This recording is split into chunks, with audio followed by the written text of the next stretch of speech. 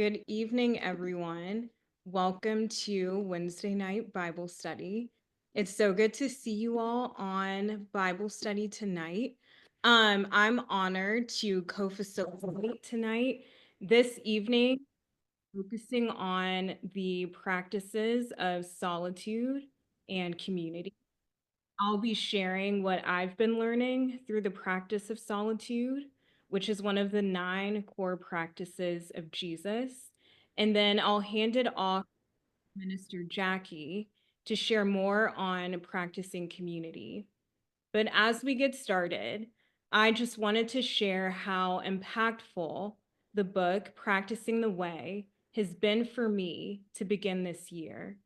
One of the ways the book has been transformational for me is considering my own rule of life based on the 9 practices that you see here that Jesus did. Shared here is my own personal rule of life that I created for myself based on those 9 practices of Jesus. These are the practices and the frequencies that are unique to me. The book notes that we all have a rule of life. We have a way in which we live. We have a morning routine. Some of us have a typical work day. We all have a network of relationships. We have a budget. We have activities that we spend our time on, and so on. And so the question we should ask ourselves is, have a rule of life, but do you know what your rule of life is? And is it providing you with the relationship you desire to have with God, with and with the world around you? A rule of life is not something we do to maintain our salvation or our righteousness or to gain the favor and approval of God or even of people. When thinking about your rule of life, you should consider practices that will draw you closer to being with Jesus, to becoming like him, and to do as he did, which is the premise or the central argument of the book, Practicing the Way, exhorting us as Christians to go beyond the title to actually being the hands and the feet of Jesus on the earth and encountering God in a deeper, more fulfilling, and more transforming way. When about your own role of life, it's important to, number one, start where you are and not where you should be. Mine will not be your rule of life. There are people in the church whose rule of life will be more extensive or less extensive than mine.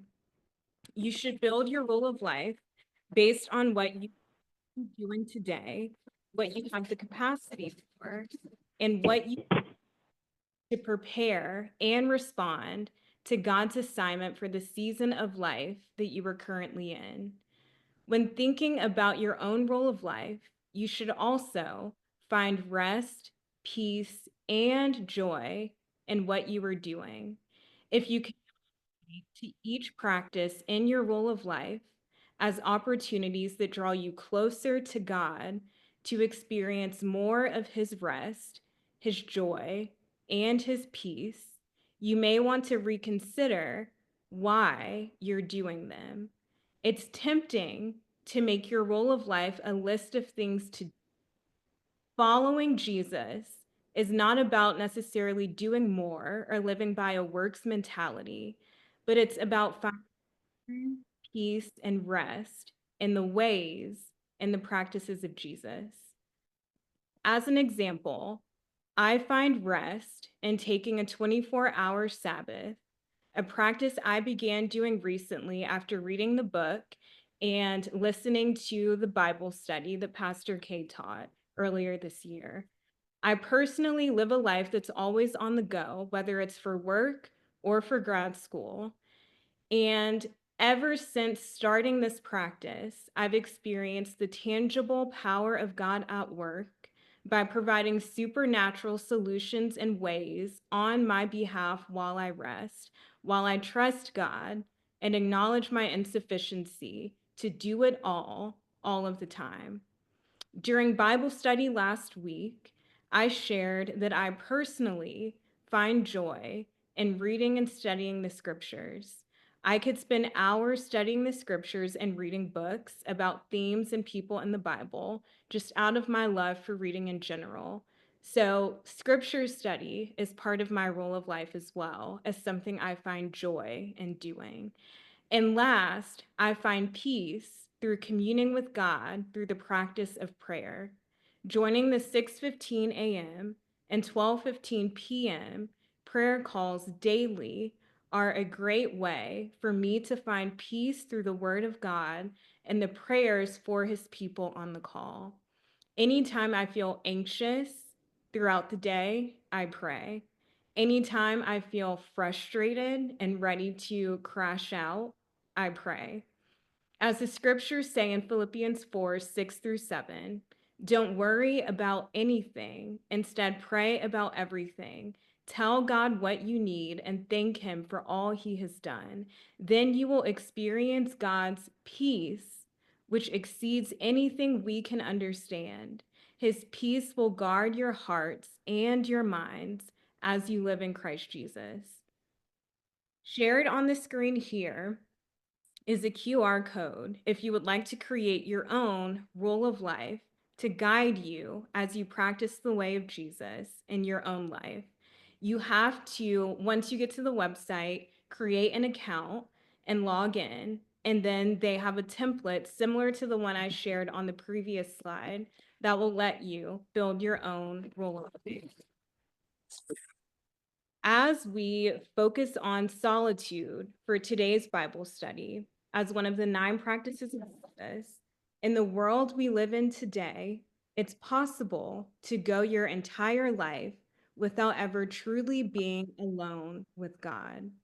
It's possible to call yourself a Christian, but never encounter God in the quiet place.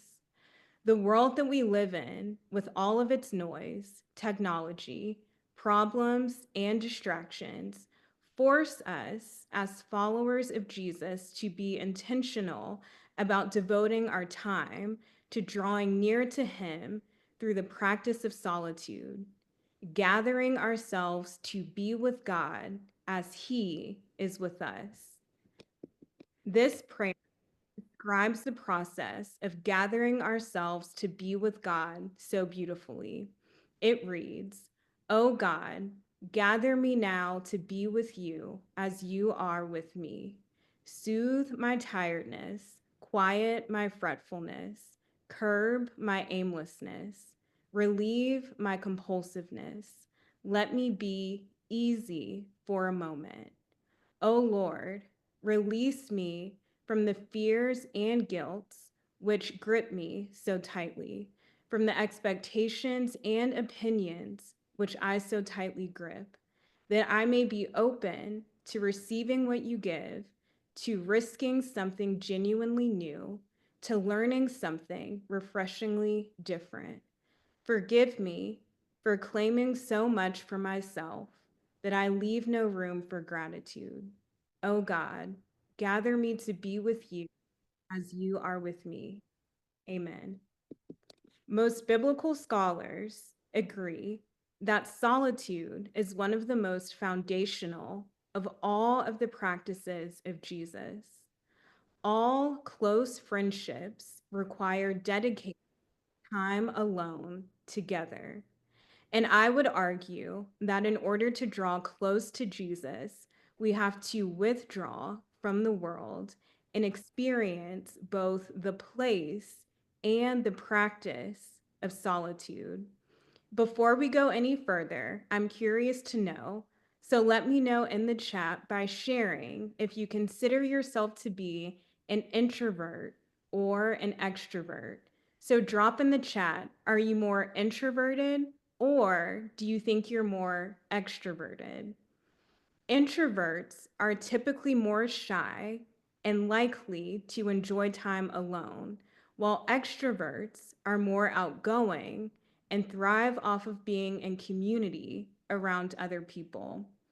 You may assume that people who consider themselves to be introverts would be naturally better at creating a practice of solitude. However, you may be surprised to know that neither group is naturally better or worse at the practice of solitude. Introverted people can struggle just as much as extroverted people with the thoughts, the feelings, the to-do list, and the distractions that keep them from experiencing the practice of solitude that are shared in this same prayer. Finding solitude is not a practice you do based on your personality. Solitude is a necessary place to seek the presence of God and a necessary practice to receive revelation and prepare for significant tasks or transitions.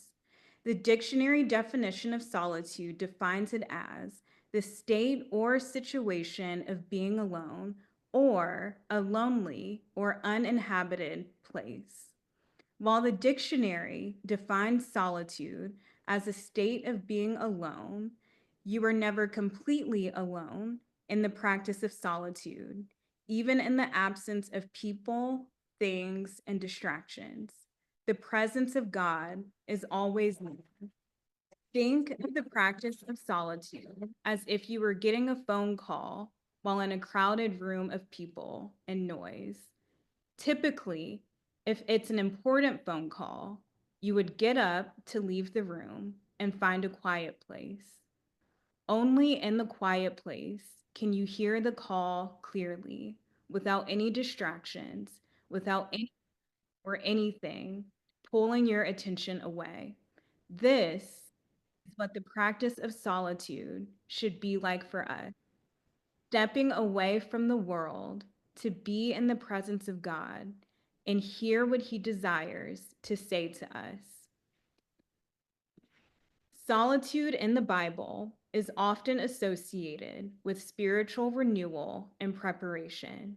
It provides an opportunity for individuals to tap the distractions of daily life and focus on their relationship with God. Luke 5:16 in the Message translation says, as often as possible, Jesus withdrew to out of the way places for prayer. As I examine this verse, I see four important parts. As often as possible indicates that withdrawing from the world to a place of solitude was a practice for Jesus.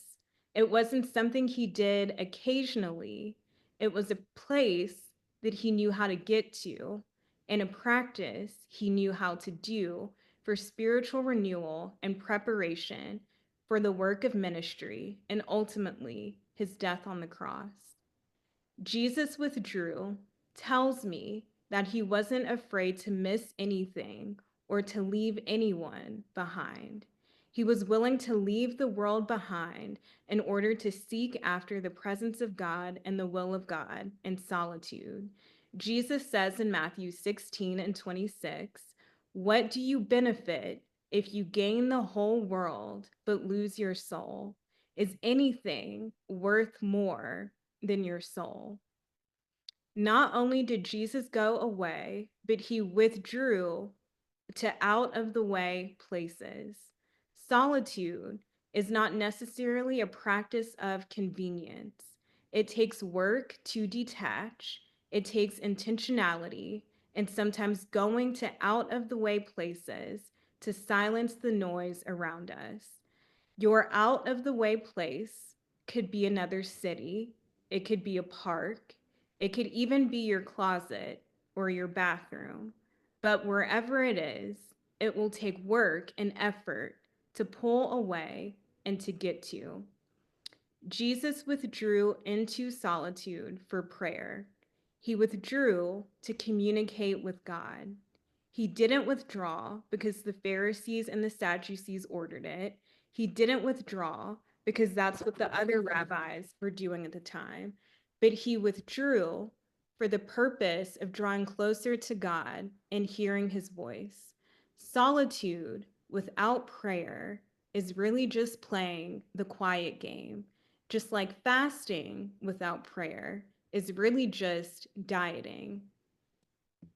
In Luke 5 and 6, the original Greek definition of the word that defines solitude in the context of the scripture is eremos, which is defined as a solitary, lonely, desolate, or uninhabited place. Eremos is also described as a desert place. In the scriptures, the desert teaches by taking away.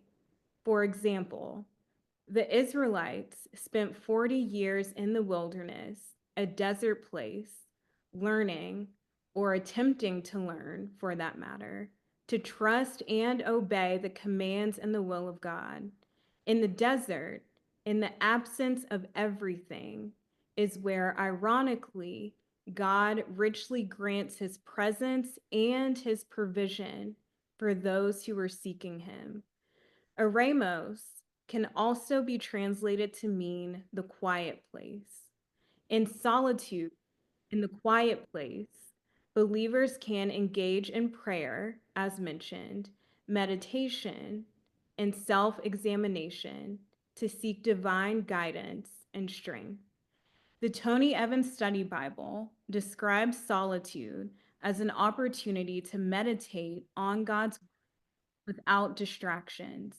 It describes meditation as rolling something over and over and over in your mind, meditating on who God is, what God can do, and on what you need from him. Solitude is both a noun and a verb. It is something that is, and it is also something that you do.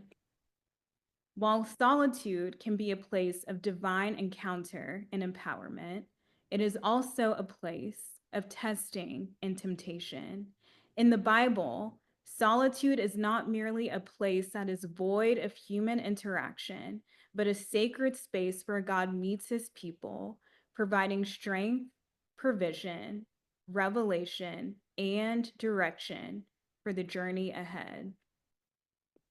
In solitude, as a place of divine encounter, God provided strength to Jesus in the wilderness to overcome the temptation he faced by the devil. God provided Elijah with food and water after he fled from Jezebel into the desert. God also provided revelation of his holiness to Moses and his plan to deliver the Israelites from Egypt through the burning bush in the wilderness. And God provided direction to Jesus in solitary places where Jesus withdrew to for direction before ministry, after ministry, and before making important decisions like selecting his disciples. The book Practicing the Way tells a story of a priest and a peasant who would sit alone for long hours in the quiet of a church. When the priest asked what the peasant was doing, the peasant replied, "I look at him, he looks at me, and we are happy." In essence, experiencing solitude as a practice should be an opportunity to experience the love of God in a greater way. The actual practice of solitude may look different for each of us. However, I believe that there are four foundational elements to practicing solitude that we've discussed and I've shared again here. First is to find a quiet place and to consider a place in your home or a place in nature that you can withdraw to as often as possible to practice moments of solitude. Second, remember that less is more and that the biblical practice of solitude is connected to the wilderness or desert places. The desert teaches by taking away. Enter into moments of solitude without an agenda, without books, without podcast, and without any outside voices. Third, remember that solitude without prayer is like playing the quiet game. Take moments for prayer, focus on connecting with God in gratitude and repentance and in petition. And fourth, be patient with yourself if you're new to practicing solitude. Don't get frustrated if you find it hard to focus or if your mind wanders. Also, be patient when listening to God and when waiting for Him to speak. Shared here are a few practical ways to begin the practice of solitude in your own life. You don't have to do all or even any of these daily, weekly, or monthly. I've personally begun practicing solitude by starting to have a moment of quiet prayer daily as part of my own personal role of life. As I close, I want to leave you with this quote from the book Practicing Living, which says, "There's a monastic, monk-like impulse of the Spirit in all of us, a part of our hearts that craves quiet prayer, solitude, and contemplation.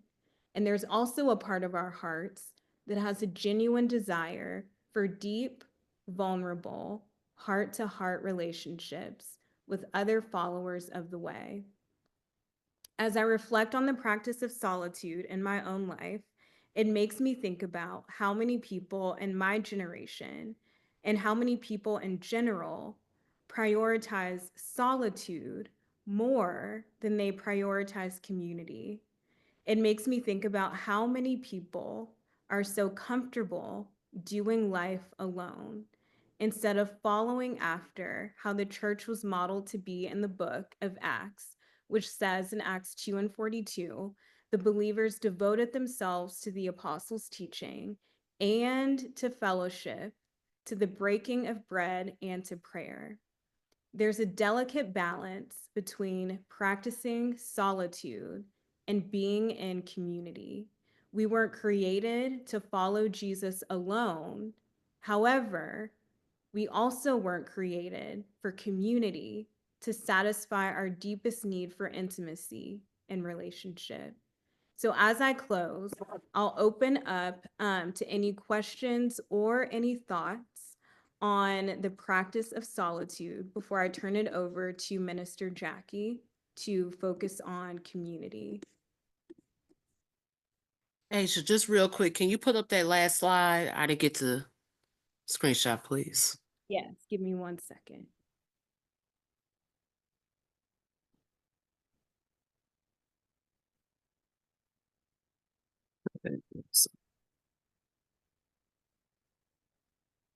Okay, got it. Thank you. Of course. Any thoughts, questions on the practice of solitude? I feel like It said that solitude without prayer is just what? I the didn't. I, the last one. solitude without prayer is the quiet game. So essentially, solitude should always be a place where we are entering into to encounter God and to seek Him in a greater way. Thank you.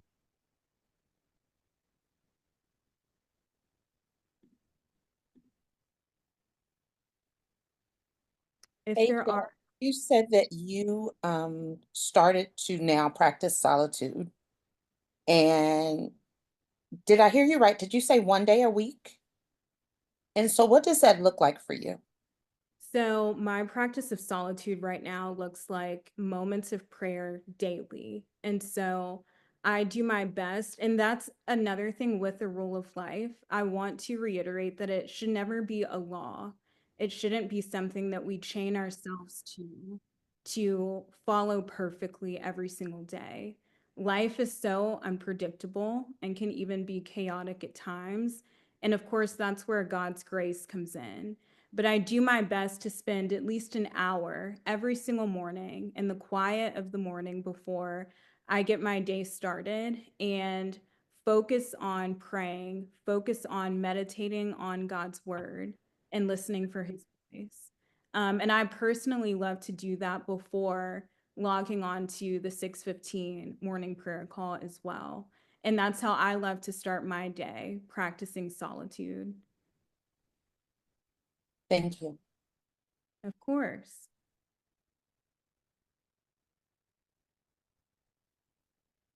If there are no other questions, I'll pass it over, Minister Jackie, if you want to. Asia, I did have a reflection. Whenever I'm quiet and really waiting on God, that's when I hear. So I can't hear with noise on the TV, people talking. That's when I can really zero in. It's totally quiet and I can feel the spirit. So I'm sure that's why Christ needed to be separated from even the disciples. He needed that reflection time where he could be, he could commune with God. That's when he could do what he did. So it is something we need to practice. Definitely. I agree. And that's why I love that analogy of getting a call on your phone. I think it can be hard to hear the voice of God in a world that is just so filled with noise and distractions. And so I think, like you mentioned, it's so important to take that time away and be intentional about finding time in our own role of lives that we can pull away to hear God clearly. So thank you for sharing that. So, Asia, when you first started out in your solitude time, well, speaking about practicing the way, so is it all right to assume that you didn't start out with an hour, but you work yourself up to an hour? Yes. So even with solitude, I was sharing this in our SGG last week. In the fall, I actually, in spending time with God, I felt led by the Spirit to begin waking up at 5 a.m. every single day. And I had mentioned our role of lives will look different based on what God is calling us to do and the seasons he's calling us into. And so I've been obedient in prioritizing that time with solitude, and also stretching myself. I know maybe it was Deacon Demita when this was around the time of the prayer summit, learning how to go longer in prayer. Sometimes the 30-second out the door prayer before going to work isn't going to do it. It's not going to do what it needs to do constantly. And so I found it beneficial for me to dedicate one day a week that I can spend in prayer, especially interceding for other people. And that's really just out of my desire to grow closer and to kind of mature as well and grow in my walk with God, if that makes sense.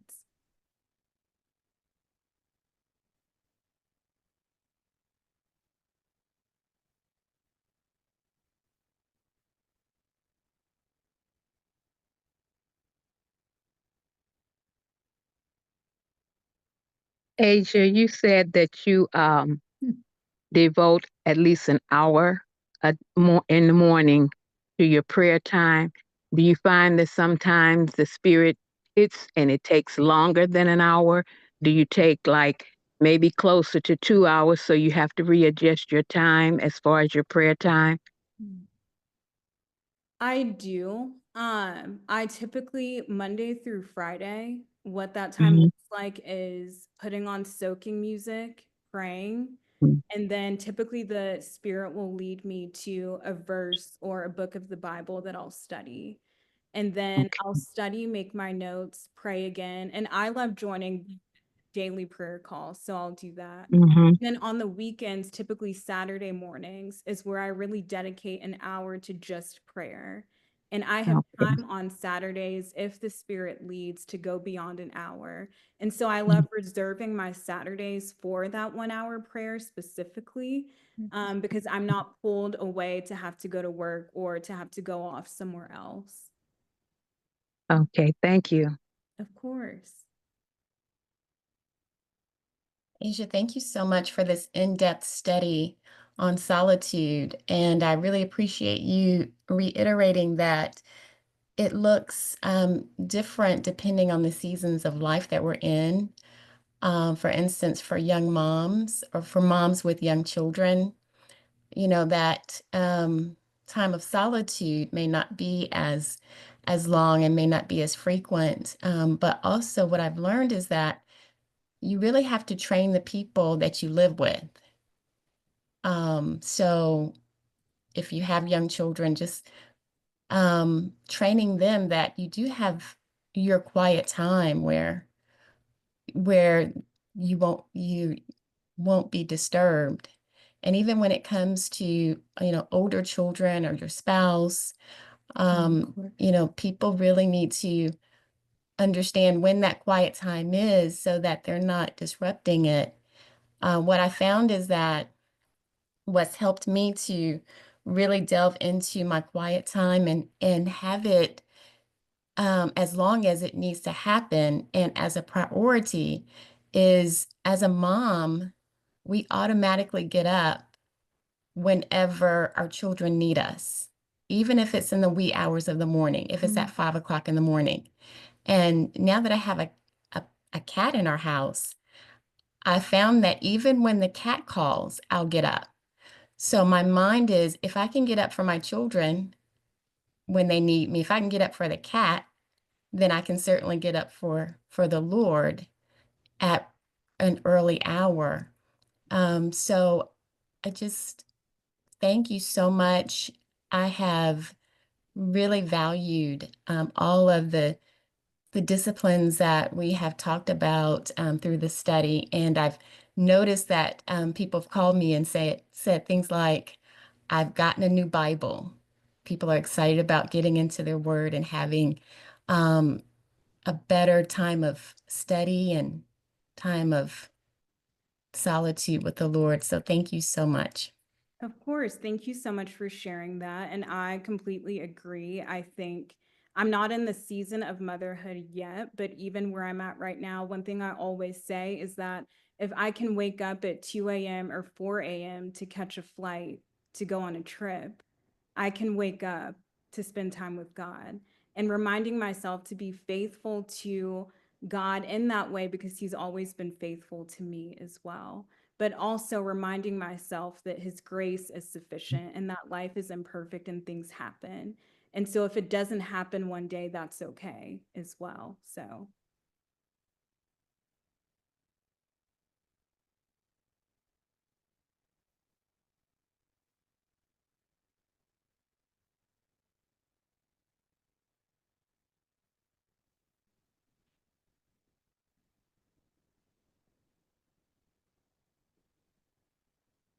If there are no other questions, I'll pass it off. Minister Jackie.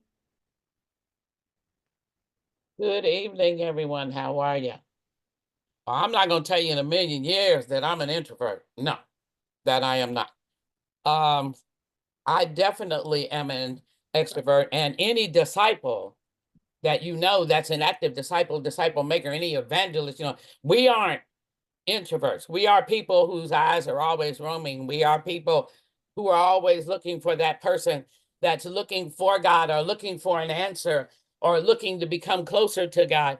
So we are always moving in a direction that is attaching ourselves to you spiritually so that you can begin to understand who God is and why you are so very important to Him. So hold on just a minute. All right, let's take a look. I made this. I'm going to take you through pictures of me on the pathway of the rule of life. I actually am going to talk to you about community. So I'm going to show you pictures and give you information tonight on the rule of life. One of the things I love about this book is that it makes the rule of life really simple. It says I need to determine a plan for my spiritual life. And one of my favorite teachers is Pete Scazzaro. He teaches the Emotionally Healthy series. And in the Emotionally Healthy Spirituality book, which I love and have taught about 10 times, he says, nurturing a growing spirituality with depth in our present day culture will require a thoughtful, conscious, and intentional plan for our spiritual lives. So if we take that and put it into the rule of life, it would read that a rule of life is intentionally designed to give Jesus free reign like a horse moving you around with a bit in your mouth, free reign over our formation, our creation, our discipleship and disciple making. In order to live as a disciple or a disciple maker, I must consciously make a disciplined effort to slow down and make space for God to transform me and every person I meet. I have to slow down for every person I meet as well. Community is me meeting people one after another all day long. If I am in a community, then I am with people, many people all day long. So I have to slow down. Although I see things and I may want to run, I got to wait to hear from God to run in this direction or that direction. And in order for him to transform me to be ready for that, I have to slow down and take the time to listen to God. I'm amazed at Sister Monty talking about when you are a young mother, this, that, or that. Honestly, Sister Monty, I got up an hour before my children because I had to get me together to deal with 4 children by myself on a daily basis. I had to know the meal I was going to cook. I had the food out I was going to cook when I got home. I had the dirty clothes in a spot. I was taking some to do laundry, some to take out and fold. I was up, dressed, and ready to go before I got them up and fed them breakfast because that was the easier way to live life. If I didn't do it that way, I had no time for me. I had nothing was quiet. It was never quiet because once your children wake up, it's not quiet. So as a person who had to meet people every day, all day long at a utility company and talk to them about their bills, I needed that quiet moment by myself. And always I would pray, Lord, give me what I need today, this, that, I had something I did, but I had to create solitude. I didn't know that's what it was, but I had to create solitude when I was young. Every day I should rise and intentionally seek to be with Jesus, to be like Jesus, and to do the things Jesus did. So when I do that, I've intentionally made a rule of life. And I just can't pray for it and expect it. I have to make it work each and every day by knowing Jesus and knowing the work and the person of the only begotten Son of God. Now, when I look at Sabbath for me, as I'm scrolling you through my life, this is what I think about Sabbath. As a rule of life for me, I have to learn how to stop, rest, and enjoy not being busy, but being busy at relaxing in the arms of God. I have to learn how to just lay back and relax in the arms of God and be busy at learning how to do that. Move everything out of the way. Whatever I have to move out of the way, move out of the way. Simplicity, Jesus was the greatest at simplicity. There was never a time whenever he explained something that it was difficult to understand. Practicing that rule allows me to seek the ease at which Jesus's wisdom would provide answers, provide love, provide healing, provide comfort to the weary.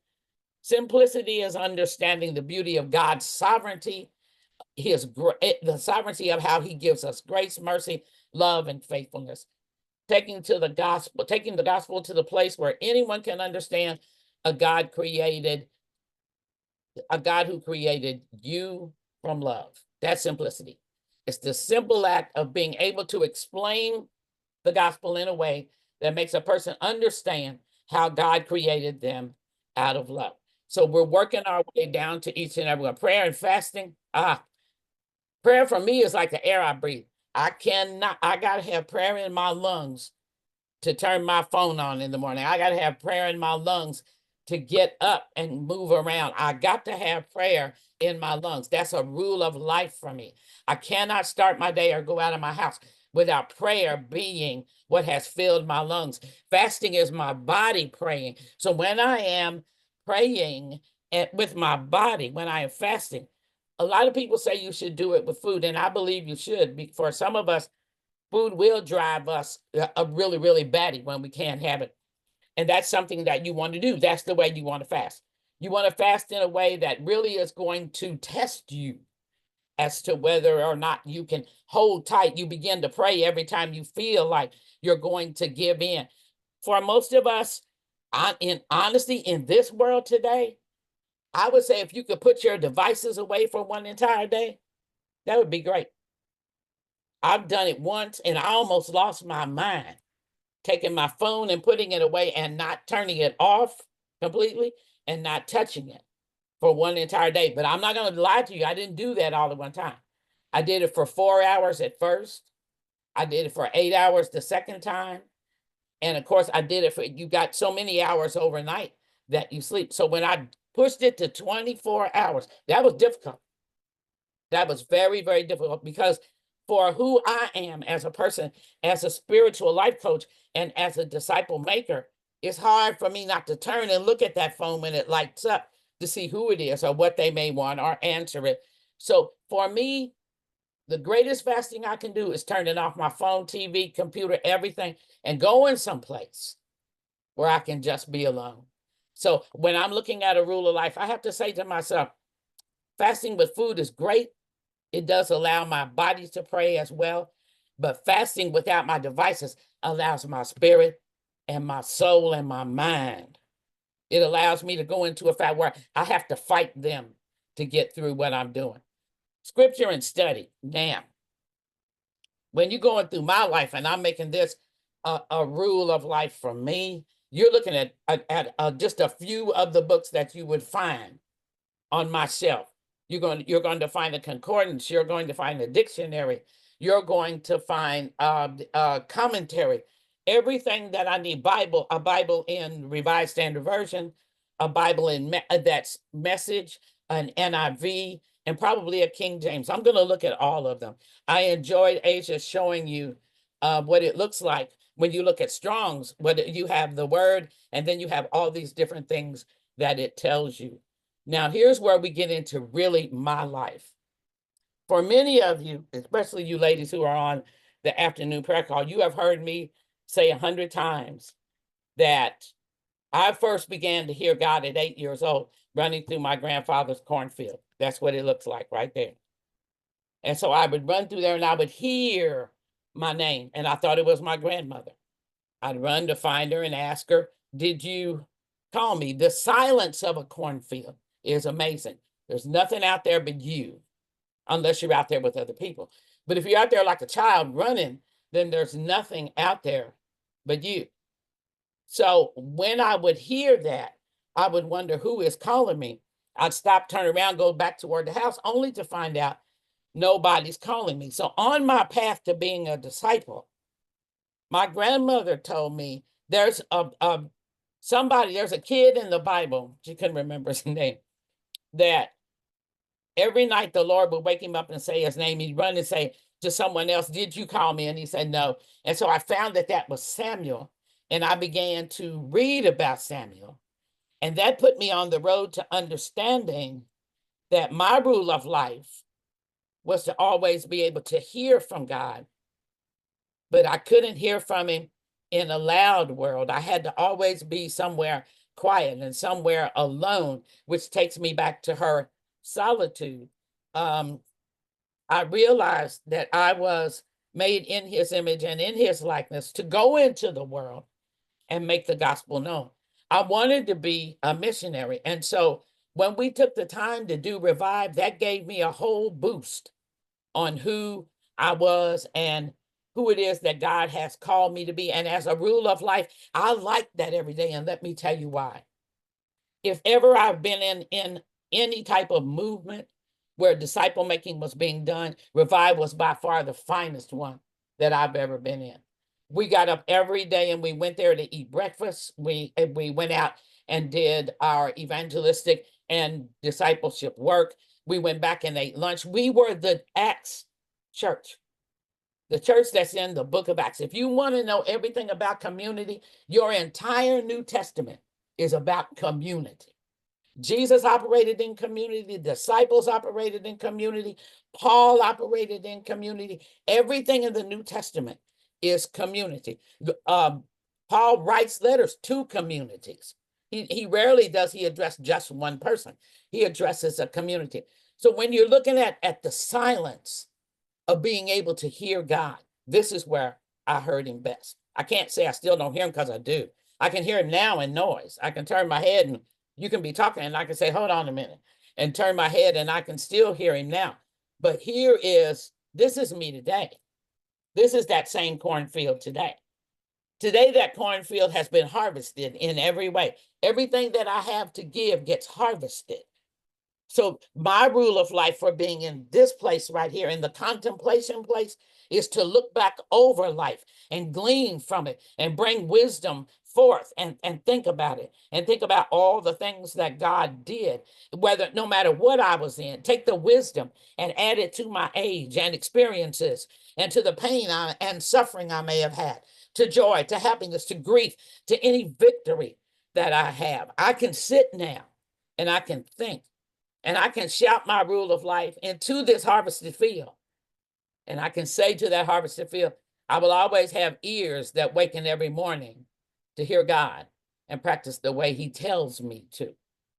If you notice, that dry, looks like totally unusable ear of corn still has every kernel on it. Isn't that amazing?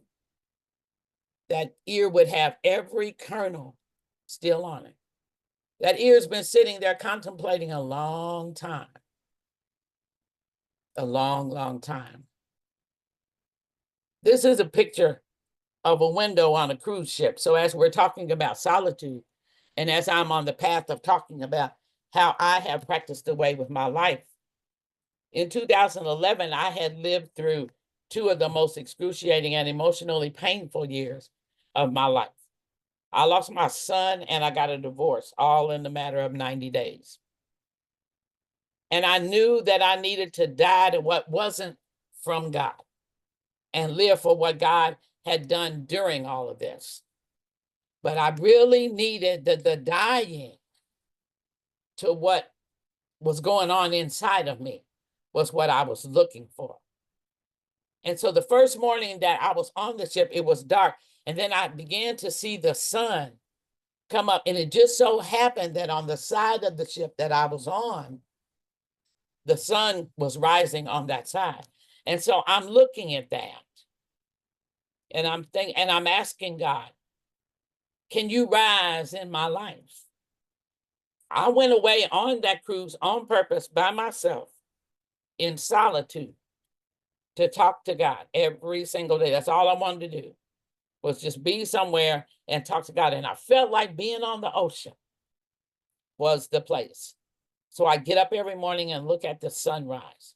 But this is what I learned. Life has a death and it has a resurrection.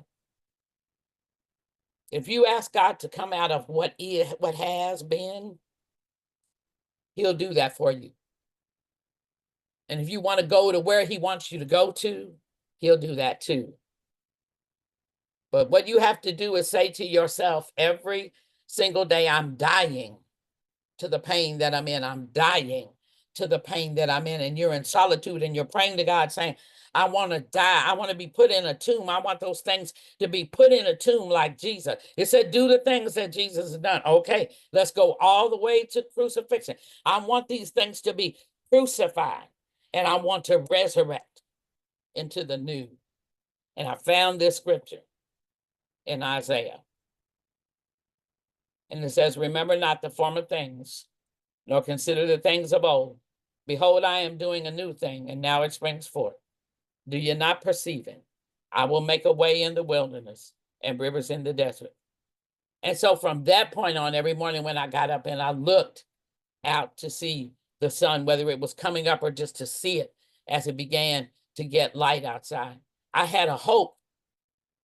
After spending the solitude of being on that cruise, I had a hope. I left that cruise with hope because of solitude.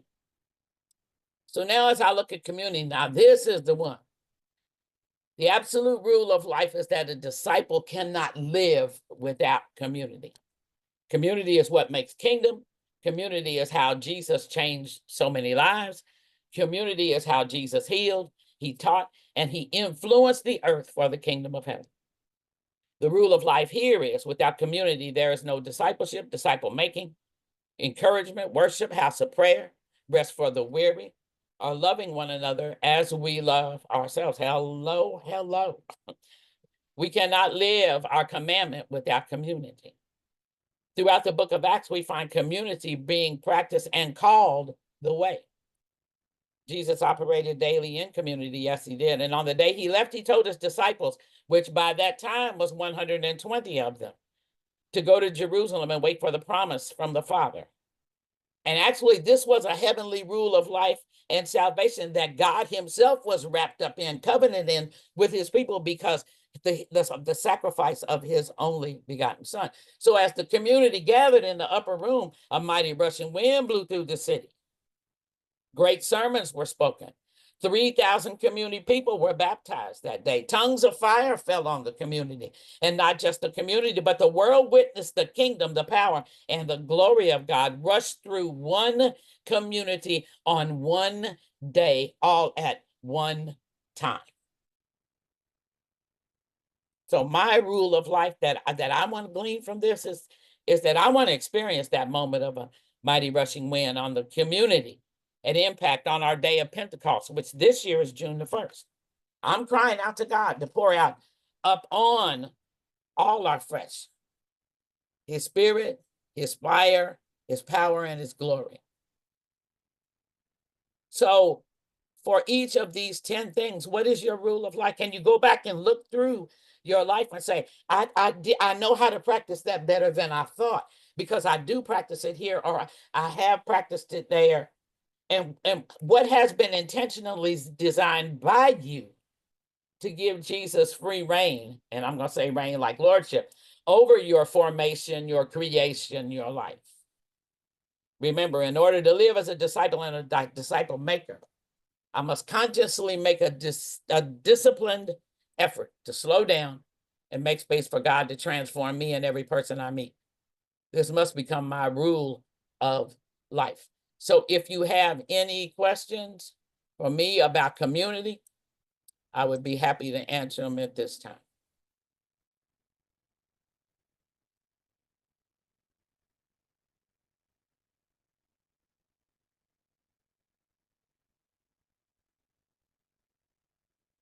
Minister Jackie, I have a question about community. What wisdom or insight can you give about, let's say to a new disciple, about creating community?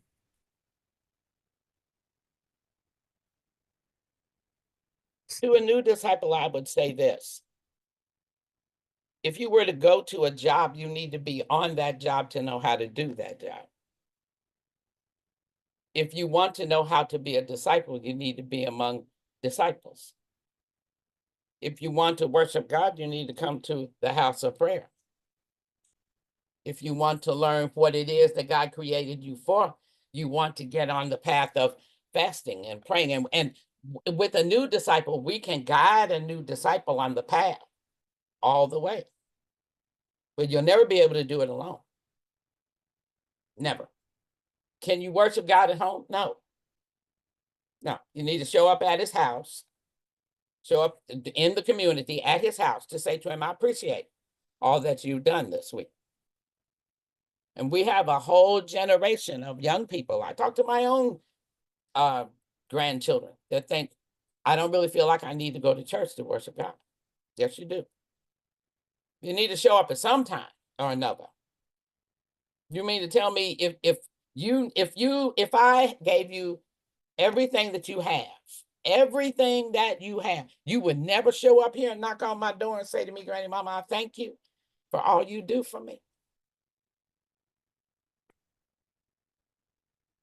So I think that many of young disciples just simply need to know that the questions that they have can only be answered within the community of God itself, God's people. Does that answer your question? Yes, ma'am. Perfect. Thank you. That's good.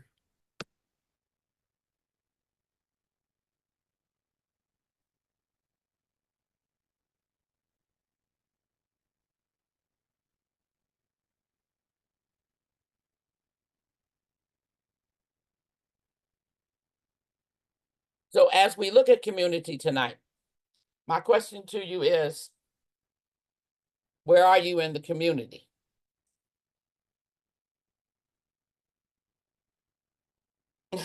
Thank you, Sean. I thank the Lord I took that cruise too. Let me tell you, you have no idea.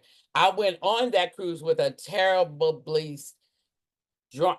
If there was an introvert in me, which there isn't, that was just emotional, just baggage that I was carrying. I went on that cruise with a face that had no smile. I came off that cruise beaming because there was a hope in my heart for how my life was going to go from that point on. But I needed that solitude to find that. For many of us, and sometimes I need to tell you this too. And I'm not trying to hurt anybody's feelings or whatever, but whenever people are going through something that is really, really difficult, don't be too quick to talk. Unless they want to talk to you, don't be too quick to talk. They may be in a moment of solitude where they need to hear from God, and they don't need all the voices. I call it a chatterbox effect. I remember when David died, people would be talking to me and they sounded like, you know, the Charlie Brown thing where they go, womp, womp, womp, womp, womp. That's the way you're trying to be very, very cordial. But my son just died, and I know all of y'all are sorry, and I know this, and I know that, but it might be helpful if you could just stop talking. And I think that sometimes when people come to us and they're going through different things, unless they specifically walk up to you and talk, give them love with your eyes, if you know how to do that. You can look at a person in community, you can look at a person and give them the love they need with your eyes. You can nod your head and let them know. You can wave. And if that point they tell you come here, or if you look up on your telephone, they're calling you, then talk. Yeah, that is definitely, that's the challenge of community, knowing how to operate when a person shows up but doesn't want to talk. You have to understand, you're going to have those people that don't want to talk. And even in discipleship, let me get this straight with you real quick. You can lose a disciple by talking too much, because they may not be ready to talk to you. They're just telling you they're interested in knowing about Jesus. So don't immediately put them on the bandwagon and get the microphone and get to going. Pay close attention to what they're showing you. Are they showing you pain? Are they showing you anxiety? Are they showing you that they want to learn about it? You should ask them, what is it? What is it that I have that I can give to you? But you have to be very, very careful. Yes, ma'am. Acts is community is in the 2nd chapter. In fact, all of Acts is about the story of the community of those who practiced the way in the 1st century church. Please be very, very careful. Always know how to encourage someone without delving into their lives. Learn the art of encouragement in the community. To say to them, I've heard about what's going on with you, and I'm so very sorry to hear what's going on. And then let them know that you care, and give them a hug. Ask them perhaps if they want a prayer. If they don't, back away. Always remember, it's better for them to come back and ask you to help them than for you to push them away by talking too much.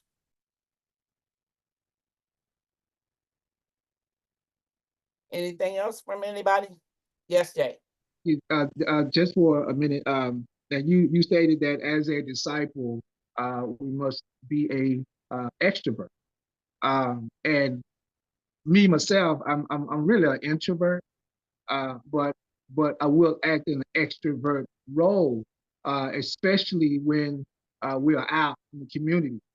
You mentioned just a moment ago that we have to be able to look at someone and to know if they want to be spoken to. Well, oftentimes when we're out, we ask, "How can I pray for you?" And most would say, "Never mind." So we have to look at that as just move on, or they say, "God bless you," but not just rev on or just stay in their ear. You mean you don't have nothing you don't want to pray about? So we have to know how to just back away, and then the next time if they have an opportunity to see you again, then they will come. And I'll share a short story. The last week we was out in the Hamilton Park area. There was many who came by and get prayed for. There was many stop at the station. There was many who at the stop sign. However, some didn't come by. But the next week when we went back out, many came back and said, "Hey, I saw y'all last week, and I had to come back." So knowing how to just look at someone and they, if they're wanting that prayer, then but you ask that question, but you have to know how to respect their answer, because even if you don't, when you just say God bless you, you did just pray for them, but that will come to their mind again. So when you mentioned that we have to be able to see them and just sometimes just be quiet. So God bless you for that. I just wanted to share that short story. Minister Jackie, to piggyback on what Minister Jay said, when they said no, and I said, "Is there anyone you would like me to pray for?" They said yes. They had somebody they wanted to pray for, and then one guy said, "Well, just go ahead and pray for me anyway. But is there anyone you want me to lift up?" Yes, they did. They had somebody they felt like needed prayer. And many times they backtracked and said, "Well, you can pray for me to get a job, or you can." So Minister Jay is a marvel at getting people to open up. Don't miss your blessing today. Right. Jay says he's an introvert, but the minute he goes out to that prayer walk, he turns into a monster of an extrovert. He is a true evangelist when he goes out. He changes, which most of us do when we encounter someone that wants to hear about the Lord. Asking the question, well, that was the most ingenious thing I had ever heard anyone do, was to ask the question, not can I pray for you, this, but how may I pray for you? Because that opened the door to everything. If they wanted only prayer, you knew that. If they wanted to talk more, they sit down and talk with you. They say, "You got a minute?" And we could sit down and talk. I will never forget the young man that everybody had been talking to. His name was Will Block. Will was actually on crack and in bad shape. And they come and got me and said, "Will you talk to him?" And I said, "Sure." And when I turned and looked at him, I didn't say a word to him. I put my arms out to him because he's very young, like a grandmother or something would, and he fell on me and cried. They kept him overnight. They took him to a rehab center where he could dry out. And Will was baptized before we left. And in all honesty, none of us really said a whole lot to Will about Jesus until after he was baptized, because he was carrying the weight of his addiction. And he wanted to get rid of that. But to this day, he's married. He has a child. He owns a restaurant in Addison. He is doing quite well. All because we asked one question: how may I pray for you? All because we simply asked that question. And in community, because we moved throughout this entire Dallas-Fort Worth Metroplex for 50 days. From the day of Easter to the day of Pentecost, we were out on every single day to talk to people. And it was an amazing thing. It really, really was. It's